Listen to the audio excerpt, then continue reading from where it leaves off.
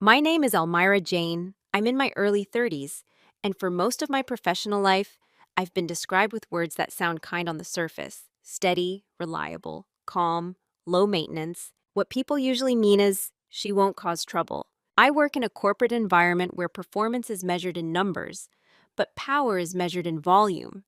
I don't raise my voice, I don't interrupt, I don't dominate rooms, I listen, I document, I think before I speak. And because of that, I was underestimated, not openly dismissed, not insulted in obvious ways, nothing dramatic enough to screenshot and send to a friend with a "can you believe this" caption. It was quieter than that. It looked like being accidentally left out of meetings. It looked like sudden changes to my responsibilities without written confirmation. It looked like performance reviews that praised my work while subtly questioning my team alignment. It looked like pressure meetings that appeared on my calendar with no clear agenda. At first, I believed what most of us believe when something feels slightly off at work. Maybe it's just me. Maybe I'm being sensitive. Maybe this is normal. But over time, I started noticing a pattern. The pressure wasn't random. It wasn't about improving performance. It was about pushing, subtle nudges, strategic isolation, the kind that makes you question your own stability. They didn't fire me. They tried to make staying uncomfortable enough that leaving felt like my idea. And that's when I learned a term I had never needed before: constructive dismissal. This isn't a revenge story. No one gets humiliated. No dramatic shouting matches. No sudden miracles. This is a story about documentation, about silence used correctly, about understanding leverage before anyone realizes you have it. It's about what happens when someone quietly decides not to be moved. There was a moment when everything shifted internally for me, not because they escalated, but because I stopped reacting the way they expected. And when I filed for constructive dismissal, something interesting happened. HR suddenly stopped scheduling pressure meetings. Not because I argued, not because I threatened, but because the dynamic had changed. This story is about how that shift happened, step by step, quietly, strategically, without drama. If you've ever sat in a meeting where the room felt tilted against you but no one could quite explain why, if you've ever wondered whether you're overthinking something that doesn't feel right, then maybe you'll recognize parts of yourself in this. Have you ever felt pressure that was designed to look invisible? Before any of it became official, before policies were referenced, before legal language entered the room, I was simply the stable one. That's how they described me during quarterly reviews. Almira's dependable. Almira doesn't need much oversight. Almira just gets on with it. It sounded like praise. And in many ways, it was. I delivered on deadlines. I cleaned up inefficiencies no one wanted to touch. I caught small errors before they grew teeth. I never missed a target. But I also noticed something else. In meetings, when new projects were assigned, the high-visibility tasks went to louder personalities. The client-facing wins, the presentation slots, the things that shaped reputation. I was given the backbone work, the scaffolding, the invisible architecture that allowed others to present polished results. When timelines slipped, I was asked to just smooth it over. When departments clashed, I was asked to translate between them. When a new manager struggled, I was asked to support quietly. I became the buffer, not the face, not the decision maker, the stabilizer. There's a particular kind of invisibility that doesn't feel like exclusion at first. It feels like trust. You tell yourself, they rely on me, and that's true. But reliance without recognition slowly reshapes how others see you. In weekly leadership meetings, I would speak last, not intentionally, it just happened that way. The conversation would move quickly, layered with confident interruptions. By the time there was space, the direction had already been decided. When I did speak, I was concise, clear, evidence-backed. They would nod, and then someone else would restate my point 5 minutes later, slightly louder, slightly simplified, and the room would respond as if the idea had just been born. I learned to observe that without reacting. I was known as calm under pressure. What they didn't notice was that calm isn't passive, it's processing.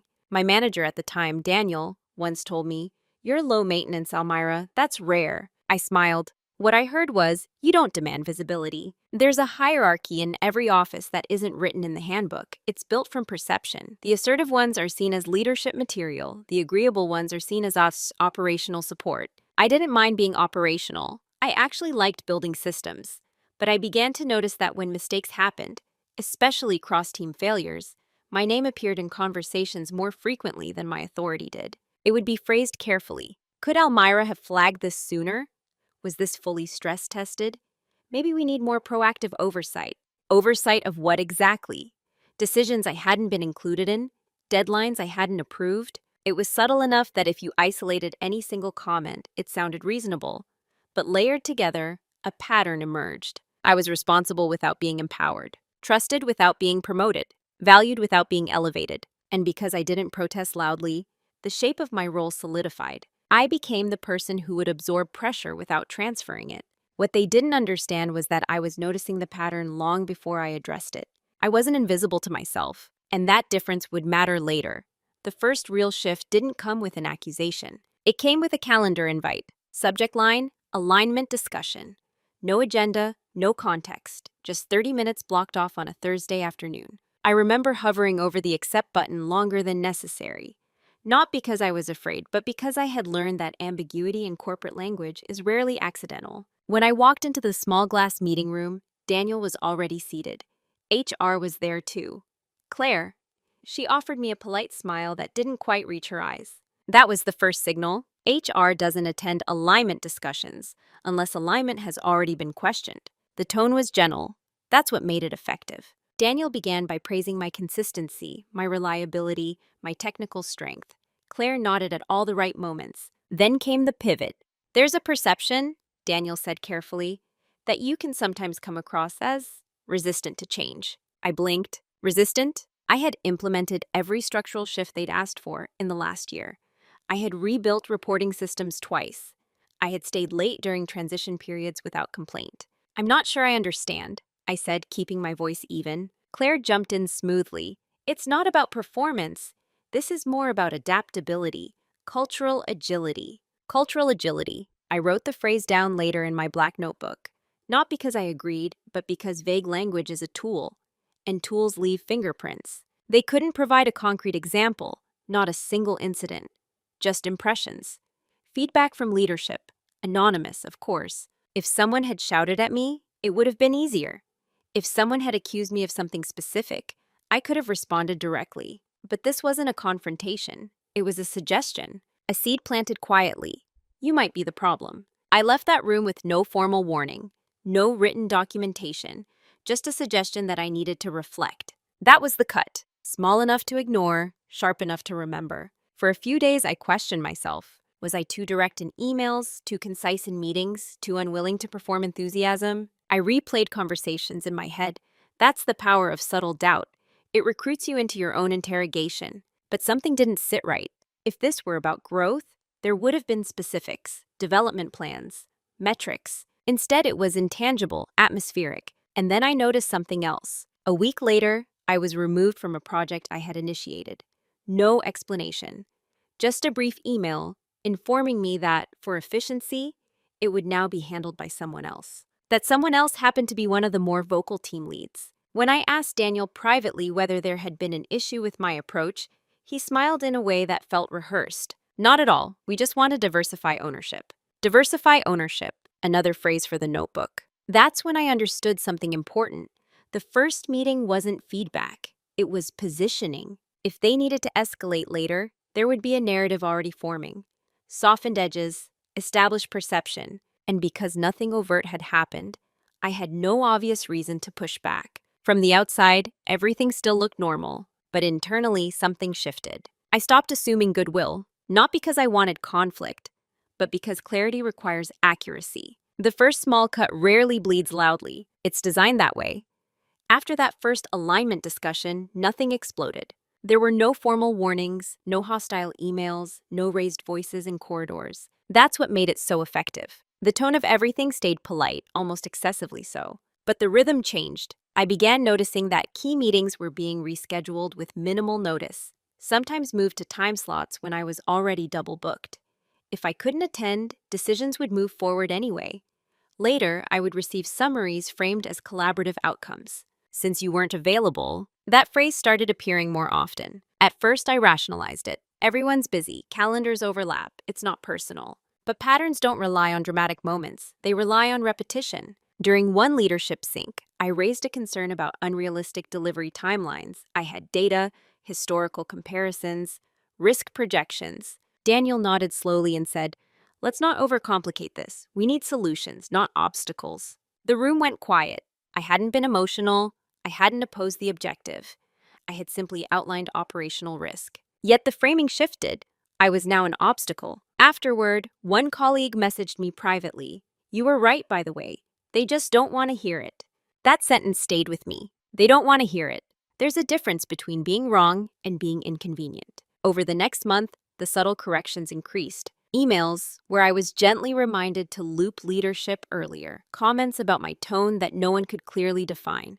Suggestions that I needed to be more visibly aligned. I began to recognize the choreography. Nothing strong enough to file a complaint over.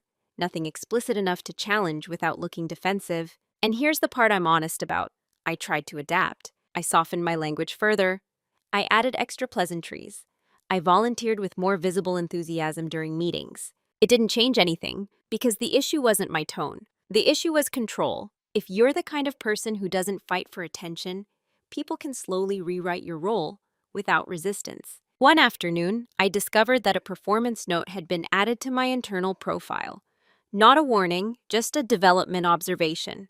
It referenced occasional rigidity in collaborative environments. Rigidity. I stared at the word for a long time. My work involved compliance frameworks and operational safeguards. Precision wasn't rigidity, it was a responsibility. But language shapes perception, and perception shapes outcome. The more I tried to prove I was adaptable, the more the goalposts shifted. That's when the pressure meetings started appearing more regularly. Short, vague, always framed as support. "We just want to make sure you're feeling aligned." Aligned to what exactly? I started leaving those meetings feeling subtly diminished. Not because anyone insulted me, but because I was constantly being asked to justify my own stability. When respect erodes quietly, you begin to normalize it just to survive the day. You tell yourself, it's temporary, it's politics, don't overreact, stay professional. And I did stay professional. But internally, something important was happening. I stopped trying to earn their comfort. Instead, I started observing the system. Because once you realize the disrespect is patterned, not personal, you stop taking it emotionally. And you start taking notes. There's a moment when you stop asking, "Why is this happening?" And you start asking, "What role have they already decided I play?" For me, that realization didn't arrive with anger. It arrived with clarity. I was the stabilizer, the one who absorbs tension without transmitting it, the one who corrects errors quietly so others don't look careless, the one who makes leadership decisions operationally possible, even when I wasn't part of making them. In meetings, I noticed something subtle but consistent. When a senior manager proposed something unrealistic, others hesitated. There would be a pause, a glance around the table. Then someone would say, "Almira will figure out the implementation." Not as a question, as an assumption. No one asked whether the timeline was feasible. No one asked whether resources were sufficient. They assumed I would absorb the friction. That was the role. Reliable, useful, invisible. I wasn't in the room to shape the strategy, but I was expected to guarantee its success. And when I hesitated, when I asked for clearer parameters or documented confirmation, that's when the language shifted. Let's not be difficult. We need solutions, not resistance. Try to be more collaborative. Collaborative in this context meant compliant. I started paying attention to who was allowed to push back. The louder team leads could openly disagree.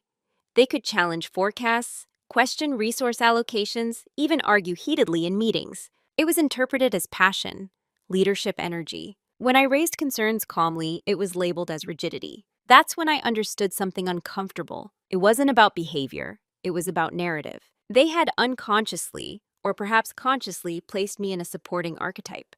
And supporting roles aren't supposed to challenge the script. The pressure meetings intensified during this period. They were always framed as check-ins, always about my engagement, never about workload distribution or decision accountability. In one meeting, Claire from HR asked gently, "Do you feel happy here, Almira?" It sounded compassionate, but the subtext was clear. If you're unhappy, maybe this isn't the right fit. The idea was being introduced softly. Leaving could be your choice. I remember sitting there, hands folded neatly on the table, aware that this wasn't accidental. They weren't firing me. There was no misconduct. My metrics were strong. But if they could position me as misaligned, as culturally off-tone, as subtly resistant, then my exit could look mutual. Constructed. That's the word that started forming in my mind, though I hadn't yet attached it to legal terminology. Constructed pressure. I went home that evening and opened my black notebook. For the first time, I didn't just jot down phrases. I wrote a heading, pattern. Underneath, I listed dates, meeting topics, exact wording used, calendar changes, project reassignments, performance notes, not emotionally, not dramatically, just factually. Because once you understand the role you've been assigned, you have two options: continue playing it or redefine it quietly. They thought I was the reliable constant. They didn't realize constants can move systems if they choose to. And that was the first time I felt something shift internally. Not anger, positioning. The shift didn't happen during a meeting. It didn't happen after a particularly sharp comment or a tense email. It happened on an ordinary Tuesday afternoon while I was sitting alone at my desk. Outside the office windows, Manchester looked gray in that familiar, unbothered way. Inside, the office hummed with the low, constant sound of keyboards and quiet conversations. Nothing dramatic, nothing urgent. I had just received another calendar invite. Subject line, performance alignment, follow-up. No agenda. Again, for a moment, I felt the familiar tightening in my chest. Not fear, anticipation. The sense that I would once more be asked to reflect on something intangible, something atmospheric, something no one could define clearly enough to defend against.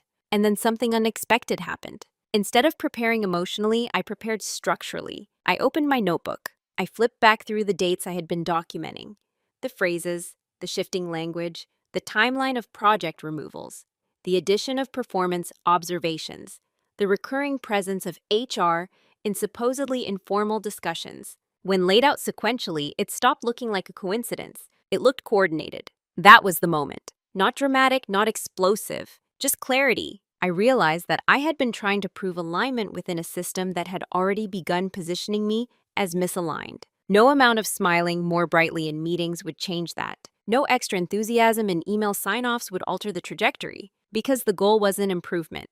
The goal was discomfort. Slow, plausible, professionally deniable discomfort. And that's when I stopped reacting internally. I didn't feel angry. I didn't feel wounded. I felt precise. I went to that meeting 2 days later and listened carefully. They repeated variations of the same themes: cultural agility, adaptability, and collaboration. I asked one question calmly. Could you provide specific examples of where my conduct has negatively impacted outcomes? There was a pause. Daniel looked at Claire. Claire adjusted her folder. We don't want to make this overly formal, she said gently. This is developmental. Developmental. I nodded. Understood. I replied.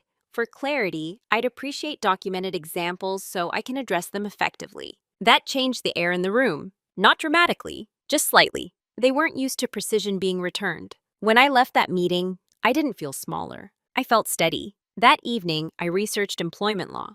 Quietly, methodically, I learned about patterns of undue pressure, about environments engineered to encourage resignation without formal termination. I came across a term that made everything align: constructive dismissal. An employer doesn't have to fire you. They can make staying untenable. And if that's proven, resignation isn't voluntary, it's compelled. I closed my laptop and sat in silence for a long time. The shift wasn't about deciding to fight. It was about deciding not to shrink. I understood something essential that night. If they were constructing discomfort, I could construct documentation. If they were shaping the narrative, I could shape a record. From that day forward, my silence wasn't confusion. It was a strategy. After that Tuesday, my behavior didn't change visibly. That was important. I still arrived at 8:45 a.m., still delivered reports on time, still answered emails with measured professionalism. But internally, the posture had shifted. Before, my silence in meetings had been reflexive. I waited for space. I chose precision over volume. I avoided unnecessary friction. Now my silence was deliberate. There's a difference between someone who is quiet because they feel uncertain and someone who is quiet because they are observing. People can sense it, even if they can't name it. The next pressure meeting was scheduled 2 weeks later. Same vague language, same neutral tone. But this time, I brought a printed document with me. Not a complaint, not an accusation, a timeline. When Daniel began discussing ongoing concerns about alignment, I let him finish fully. I didn't interrupt. I didn't defend immediately. Then I slid the document gently across the table. For clarity, I said, I've summarized our previous discussions and the performance metrics during that same period. I want to make sure we're assessing this accurately. Claire glanced down first. Her eyes scanned the dates, the phrases, the direct quotations from prior meetings, the absence of any formal warning. the consistently strong performance data. The room didn't turn hostile. It turned cautious. That was the shift. When vague pressure meets a documented pattern, it becomes harder to sustain casually. Daniel cleared his throat. "We're not questioning your results." "I understand," I replied calmly. "That's why I'd like any concerns to be documented formally so I can address them specifically." I wasn't raising my voice. I wasn't threatening legal action. I was simply requesting structure. After that meeting, something subtle happened. The frequency of alignment discussions decreased. Not immediately, but noticeably, because informal pressure works best when the target stays informal too. When you start asking for written clarity, the dynamic changes. Colleagues began interacting with me slightly differently as well. Not warmer, not colder, more measured. In group discussions, I stopped over-explaining. I presented data and let the silence sit. Silence is uncomfortable for people who rely on verbal dominance. They rush to fill it, sometimes revealing more than they intend. I also stopped volunteering to absorb last-minute chaos without confirmation. When someone said, "Can you just handle this quickly?" I responded, "Happy to. Could you confirm ownership in writing so expectations are clear?" It wasn't resistance. It was visibility. And visibility alters power quietly. What they didn't realize was that I had stopped trying to save my role within their narrative. I was now evaluating the organization itself. Was this sustainable? Was this ethical? Was this pressure accidental or systemic? The more I observed, the clearer it became. The discomfort wasn't random. It was strategic ambiguity. And the moment ambiguity meets documentation, it starts losing oxygen. By the end of that month, something almost amusing happened. HR suddenly stopped scheduling pressure meetings. They didn't announce it. They didn't acknowledge the shift. They just stopped. Because silence, when chosen intentionally, doesn't signal weakness. It signals readiness. And readiness makes careless pressure expensive. When the pressure meeting slowed, most people would have relaxed. I didn't. Because absence of pressure isn't the same as resolution. Sometimes it simply means recalibration. Outwardly, everything looks stable again. My calendar was lighter. HR wasn't appearing in small glass rooms anymore. Daniel's tone returned to its usual managerial neutrality. But something fundamental had shifted inside me. I no longer viewed my job as permanent. I viewed it as a case study. That sounds cold, but it wasn't. It was clarifying. I began preparing quietly. First, I refined my documentation system. Every interaction tied to performance feedback, role adjustments, or decision exclusions was recorded with date, time, participants, and direct wording where possible. No emotional commentary, just a fact. Second, I revisited my employment contract. Clauses I had skimmed years earlier now mattered. Role definition, reporting structure, disciplinary procedure, escalation protocol, notice periods. I printed a copy and annotated it the way I used to annotate policy frameworks, highlighting obligations on both sides. Then I researched precedent. Constructive dismissal cases aren't dramatic courtroom spectacles most of the time. They hinge on pattern, on sustained conduct that makes continued employment unreasonable. Not one meeting, not one comment. A pattern, the word followed me everywhere. At work, I shifted behavior in subtle ways they likely interpreted as compliance. I stopped correcting leadership's optimistic timelines in public meetings. Instead, I followed up in writing. As discussed, here are the identified risks and mitigation strategies. Documented. If they chose to ignore the risks, the record showed it. I also began strengthening external leverage quietly. I updated my CV, not emotionally, but strategically. I reconnected with 2 former colleagues who had moved to other firms. I attended 1 industry webinar and participated thoughtfully in discussion panels. Not to escape impulsively, to widen optionality, because power isn't always about staying and fighting. Sometimes it's about being able to leave without fear. They never noticed this phase. To them, I was steady, professional, even quieter than before. But internally, I was repositioning. One afternoon, I overheard Daniel in a nearby meeting room. The glass walls weren't fully soundproof. "She's less reactive lately," he said to someone. "That's good. Less reactive." He thought the pressure had worked. What he didn't understand was that reactivity had never been my weakness. My mistake had been assuming fairness without verification. That mistake was gone. Another subtle shift happened during quarterly evaluations. Instead of passively receiving feedback, I came prepared with a structured self-assessment tied directly to measurable outcomes. Revenue impact, efficiency gains, risk reduction percentages. Hard data leaves little room for atmospheric critique. The evaluation was short, almost cautious. For the first time in months, no ambiguous language appeared in the written summary. That told me something crucial. When the possibility of scrutiny increases, narratives soften. But I wasn't interested in temporary softness. I was assessing viability. Was this environment recoverable, or had trust already eroded beyond repair? Preparation gave me distance. Distance gave me clarity. And clarity revealed something uncomfortable. Even if the pressure stopped, the culture that enabled it remained intact, which meant the next cycle was only a matter of time. They thought the storm had passed. They didn't realize I was measuring the climate itself. The real leverage didn't come from anger. It came from one document I almost overlooked. It was late on a Sunday evening when I decided to review archived emails from 6 months prior, the period before the first alignment discussion. I wasn't searching for something dramatic. I was tracing continuity. Patterns don't start the day you notice them. They start earlier. As I moved through old correspondence, I found a thread tied to a major operational failure that had cost the company a significant client. I remembered the situation clearly. At the time, I had flagged timeline risks and compliance gaps before launch. I had done it in writing, and those warnings had been acknowledged but overridden. Let's proceed. We'll adjust in real time. That had been the instruction. The failure that followed wasn't catastrophic enough for headlines, but it had been embarrassing internally. Leadership had moved quickly to manage perception. At the time, I thought nothing of it. Projects fail.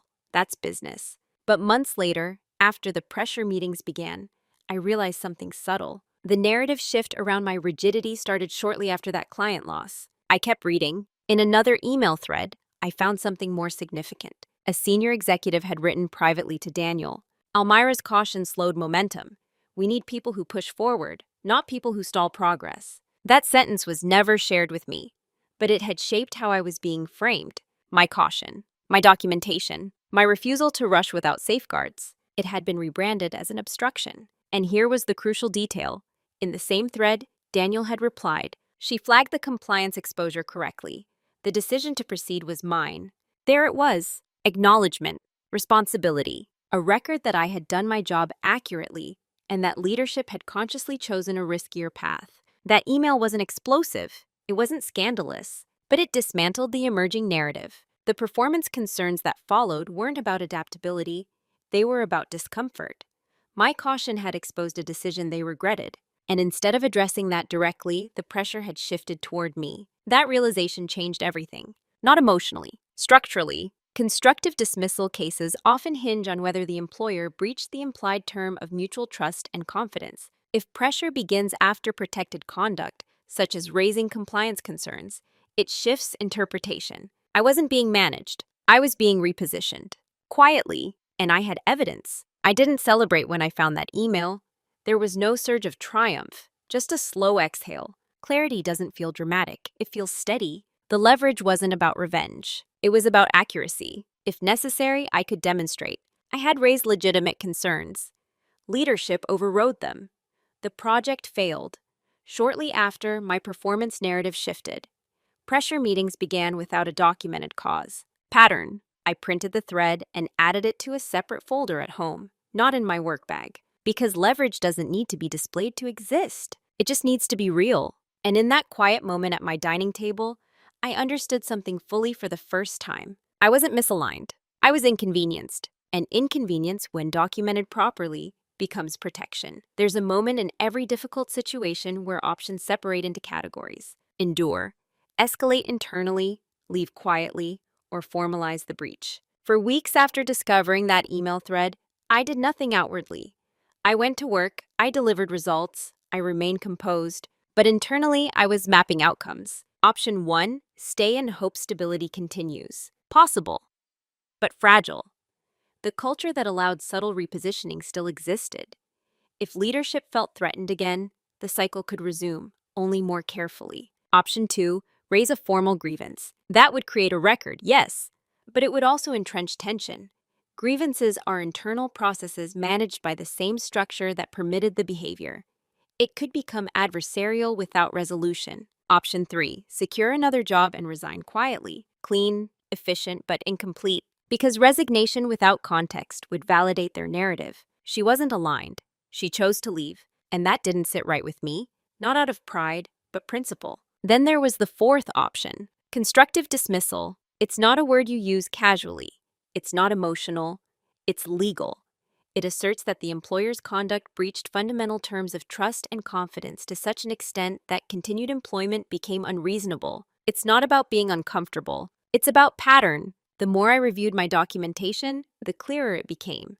I had grounds to seek formal advice. I booked a consultation with an employment solicitor quietly during annual leave.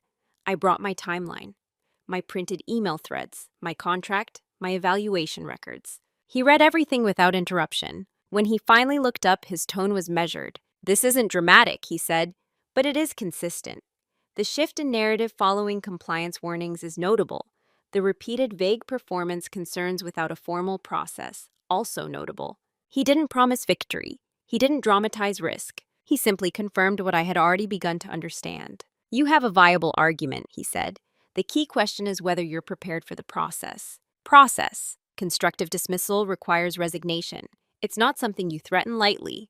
Once invoked, it alters everything. I went home that evening and sat in silence again. This wasn't about winning. It was about alignment with myself. Could I continue in an environment where pressure had been engineered quietly to reposition me? Even if it had softened, could I trust it? The answer came without emotion. No, not because I was angry, because I was clear. The next morning, I drafted my resignation letter. It was brief, professional, referencing breach of mutual trust and confidence, indicating intention to pursue constructive dismissal. I didn't send it immediately. I reread it 3 times over 2 days. Then, on a Wednesday at 10:14 a.m., I attached it to an email addressed to Daniel and HR. My hand didn't shake. There was no dramatic music in the background. Just a quiet click, send, the irreversible option, chosen calmly. The moment after you send an email like that is strangely quiet. No alarms go off, no one runs across the office. Your screen looks exactly the same. I closed my laptop for a few minutes and simply breathed. Then I reopened it and continued working. That part is important. Constructive dismissal isn't theatrical. You don't storm out, you don't announce legal language in the break room. You remain professional because your credibility is your foundation. Within 20 minutes, I received a reply from HR. "Almira, we're surprised by this. Let's schedule a conversation to better understand your concerns." Surprised? I had documented months of alignment discussions, performance ambiguities, and pressure meetings. Surprise in corporate language often means we didn't expect you to formalize this. I responded with one sentence: "I'm happy to meet. For clarity, I'll be accompanied by legal representation." That was the second shift. Up until that moment, everything had existed in a controlled internal atmosphere.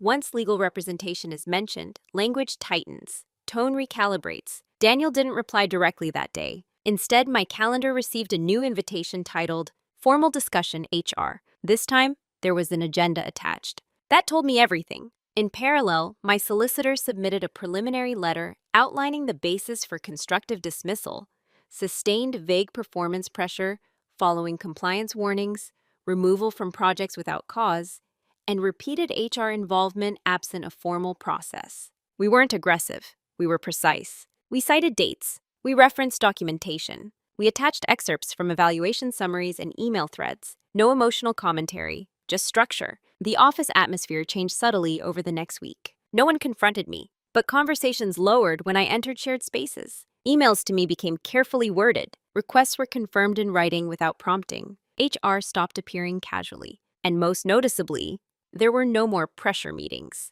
Not postponed, not rescheduled. Gone. The difference between informal pressure and formal scrutiny is risk. Once the dynamic moves into legal framing, ambiguity becomes liability. I continued performing my role during my notice period exactly as before. If anything, I was more meticulous. Deadlines met, documentation complete, transitions are outlined clearly. You don't undermine your own argument by becoming careless. Meanwhile, negotiations began quietly between legal teams. They requested clarification on certain events. We provided evidence. They suggested mediation. We agreed. Everything moved without spectacle. Colleagues still saw me at my desk, typing calmly. What they didn't see were the structured conversations happening in parallel, conversations that reframed months of subtle pressure into documented breach. Silence, when intentional, doesn't need witnesses. It just needs accuracy. And accuracy was now in motion. Consequences don't always arrive with noise. Sometimes they arrive as an absence. The first thing I noticed wasn't panic, it was a restraint. Leadership meetings became smaller. I was no longer invited for alignment.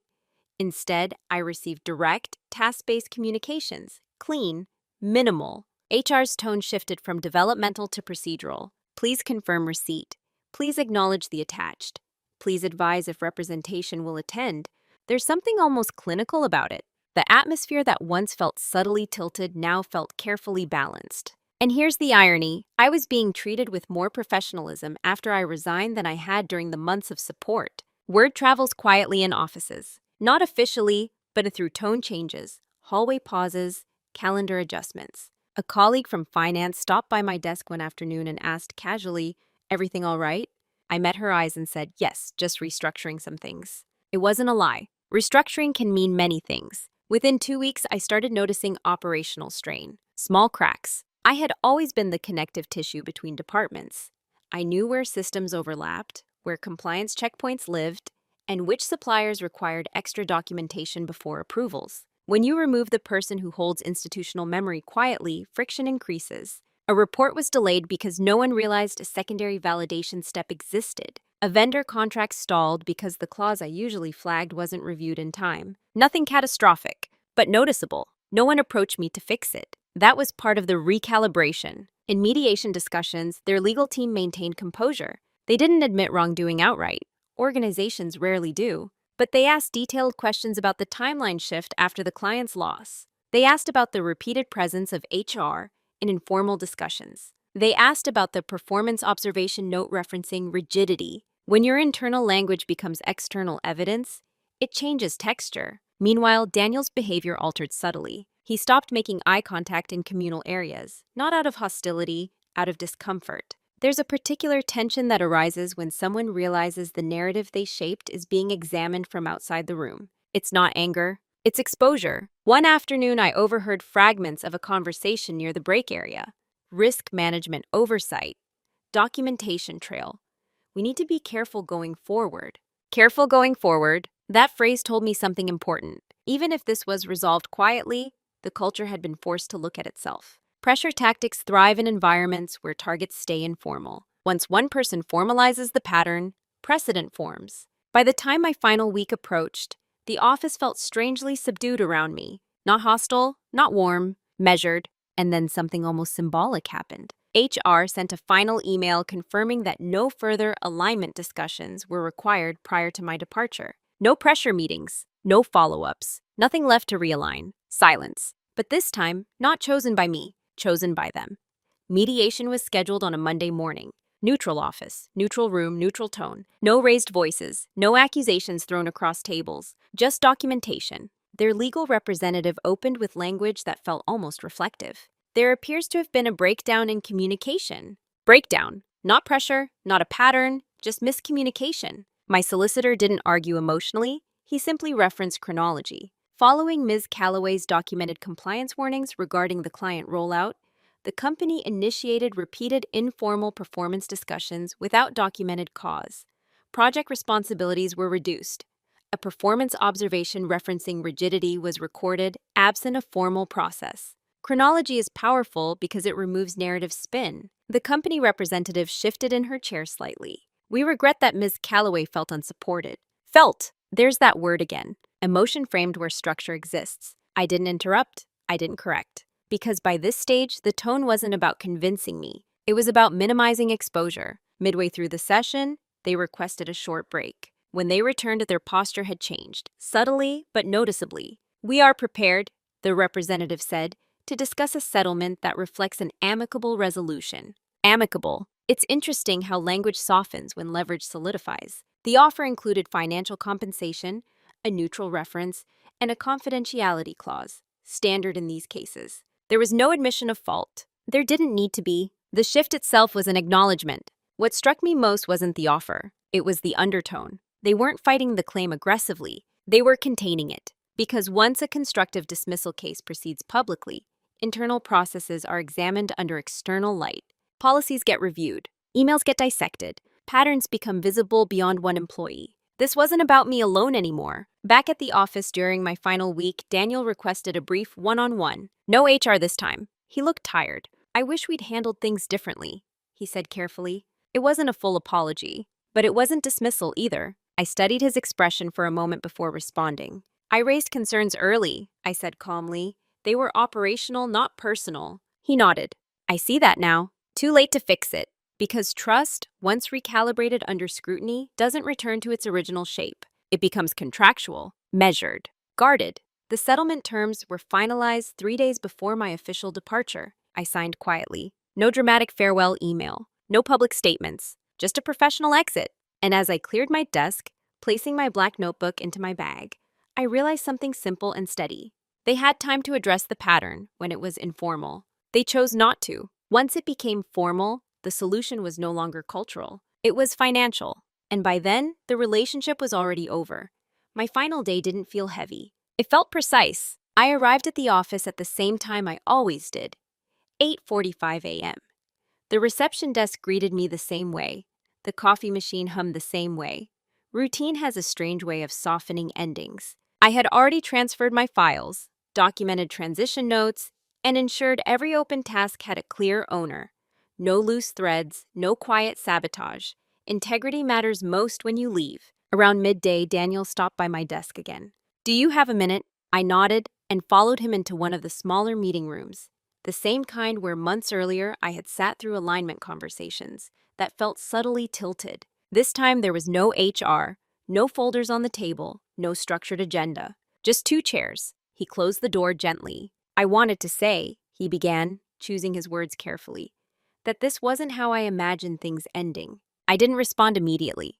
Silence can invite clarity. We valued your work, he added. I held his gaze. I know, I said evenly, that wasn't the issue. He exhaled slowly. There were pressures at the senior level after the client loss. The expectation was momentum. Momentum. I understood what he wasn't saying. When leadership feels exposed, they sometimes redirect tension downward. I flagged compliance risk because it was my responsibility. I said, if that was interpreted as resistance, that's a structural misunderstanding. There was no accusation in my tone, just a fact. He nodded once. We should have separated operational caution from cultural alignment, he admitted quietly. That sentence mattered more than an apology. It acknowledged misclassification. I didn't need him to confess wrongdoing. I didn't need him to say I was right. I only needed accuracy. The conversation lasted less than 10 minutes. No raised voices, no emotional unraveling, just acknowledgement. When I stood to leave, he said something almost reflective. You've changed the way we'll handle these conversations going forward. That wasn't pride. It wasn't a victory. It was a consequence. Back at my desk, I packed the last few personal items. The black leather notebook went into my bag last. As I walked through the office toward the exit, a few colleagues offered quiet goodbyes. Polite, respectful, slightly curious. No one asked for details. They didn't need to. The atmosphere had already told the story. At the door, I paused for just a second, not out of nostalgia, but awareness. There had been a time when I believed staying calm meant staying small. Now I understand something different. Calm, when structured, becomes leverage. I stepped outside into the cool Manchester air. No heat, no bitterness. Just closure. For the first few weeks after I left, people expected me to feel something dramatic. Anger, relief, triumph, regret. What I felt instead was steadiness. When you leave quietly but deliberately, the absence of chaos can feel unfamiliar. There were no emergency emails, no alignment meetings, no subtle recalibrations of tone. Just time. I didn't rush into another role immediately. That was intentional. I wanted to understand whether I was leaving out of reaction or alignment. The answer became clearer with distance. What had unsettled me most wasn't the pressure itself. It was an attempt to redefine my professional identity without transparency, to label caution as rigidity, to frame documentation as resistance, to suggest misalignment without evidence. Now, in a different consulting capacity, I work with organizations on operational risk frameworks, compliance integration, structural clarity, the very areas that once made me inconvenient. And here's what's interesting. In the right environment, those same traits are described as strategic, precise, forward-thinking, risk-aware. Identity isn't fixed by one workplace's narrative. It's revealed by context. I no longer enter rooms assuming fairness, but I also don't enter expecting hostility. I enter prepared. Prepared doesn't mean defensive. It means aware. I still carry my black notebook, not because I anticipate conflict, but because documentation is a form of self-respect. When something feels ambiguous now, I don't internalize it immediately. I ask for clarity. When feedback is given, I request examples. When responsibility is assigned, I confirm the scope, not confrontationally, structurally. The difference between who I was and who I am now isn't personality, it's posture. Before, I equated calm with accommodation. Now I understand calm can coexist with boundaries.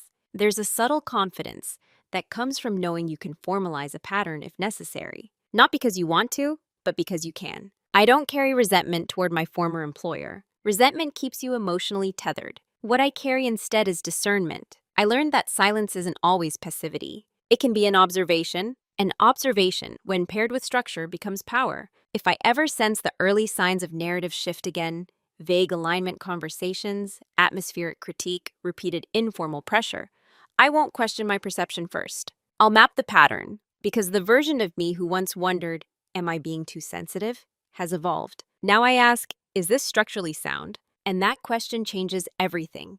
If you've listened this far, you might be expecting a triumphant ending, a moment where someone publicly admits fault, a dramatic reveal that changes everything overnight. But real power rarely looks like that. It looks like documentation. It looks like a restraint. It looks like refusing to participate in a narrative that shrinks you.